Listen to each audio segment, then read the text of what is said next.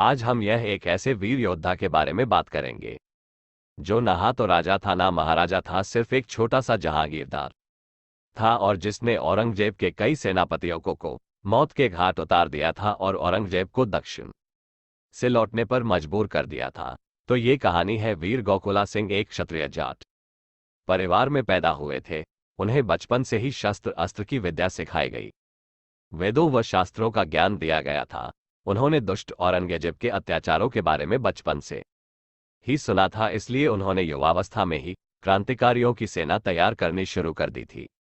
वीर गोकुला सिंह ने तिलपत में अपनी गढ़ी स्थापित की और मथुरा व ब्रिज के अन्य हिस्सों में भी अपने छोटे छोटे किले बना लिया। उसके बाद वे पूरे उत्तर भारत में घूमे, हिंदुओं को औरंगजेब के अत्याचारों के खिलाफ जागृत किया। उनका भाषण इतना तेजस्वी था कि हिंदू माओ ने अपने बेटों को गोकुला सिंह के अभियान के लिए समर्पित कर दिया था। उन्होंने हिंदू युवकों के हाथों में हथियार दिए व 7,000 युवकों की सेना तैयार की, जिसमें प्रत्येक जाति के सदस्य शामिल थे।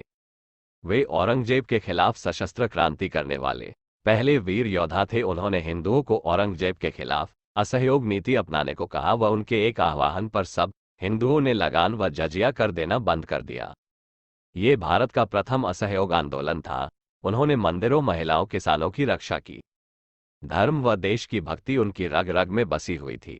मथुरा के केशव मंदिर को उनके जीवित रहते औरंगजेब कभी न तोड़ सका। वो मंदिर गोकुला की क्रांति का गढ़ था। उन्होंने औरंगजेब के सबसे कट्टर अब्दुल्ला खान का वध किया व हिंदू युवाओं के मन से मुगलिया कर्मचारियों का खौफ निकाला। उन्होंने औरंगजेब के सेनापतियों को हरा दिया। इसके बाद हर जगह मुगलिया सरकार के कर्मचारियों को मार भगाना शुरू हुआ। औरंगजेब की सत्ता हिल गई।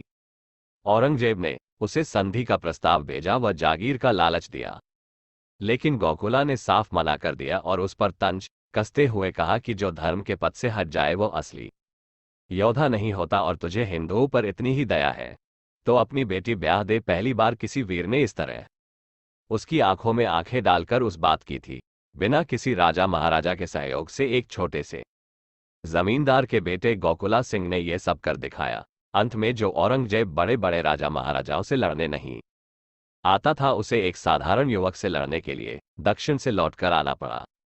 उसने पूरी ताकत गोकुला सिंह के आंदोलन को दबाने में लगा दी।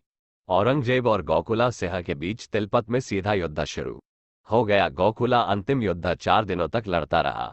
हजारों हिंदू शहीद हुए पर औरंगजेब की शाही तोप के आगे तलवारों से लड़ते रहे। आखिर तोप के आगे बंदूक तलवार कब तक चलती। अंत में औरंगजेब का पलड़ा भारी होने लगा। हार देखकर माताओं ने अपनी बेटी के साइन में खंजर उतार दिया। पतियों ने पत्नियों के सीने में गोली उतार दी व रण में कूद पड़े थे। इस तरह जौहर करके वीरांगनाओं ने अपना स्वाभिमान बचाया। गोकुला व उनकी सेना ने हार देखकर मैदान नहीं त्यागा। हजारों युवा रण में शहीद हो गए। बाकियों को औरंगजेब ने बंदी बना लिया। औरंगजेब से अंतिम तिलपत युद्ध 4 दिन तक लगातार चला। गोकुला व उनके साथियों को बंदी बनाकर आगरा दरबार में ले जाया गया। गोकुला व उनके चाचा उदय सिंह सिंघा पर इस्लाम स्वीकार करने के लिए दबाव बनाया गया, लेकिन उन्होंने इस्लाम धर्म नहीं स्वीकार किया और वह हिंदू धर्म व अपने स्वाभिमान के लिए शहीद हो गए।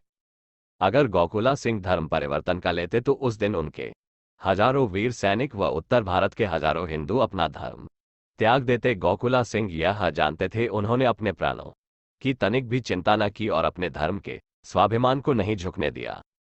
इसके बाद औरंगजेब ने 1 जनवरी 1670 को गोकुला सिंह व उनके चाचा उदय सिंह के शरीर के टुकड़े टुकड़े करवा दिए। उनके साथियों व करीबियों का भी यही हाल हुआ।